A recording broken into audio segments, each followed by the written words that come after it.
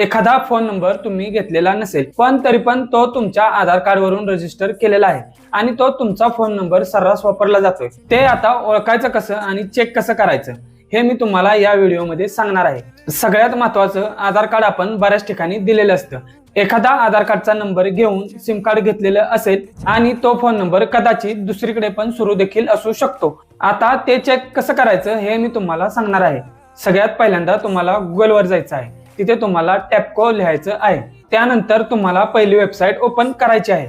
त्यानंतर तुम्हाला तुमचा फोन नंबर जो आधार कार्डला कनेक्ट आहे तो टाईप करायचा आहे। नंतर कॅप्चा टाकल्यावर तुम्हाला OTP येईल। त्यानंतर तुम्हाला लगेच लॉग इन करायचं आहे। लॉग इन केल्यानंतर तुम्हाला त्या ठिकाणी मोबाईल नंबरची लिस्ट दिसेल।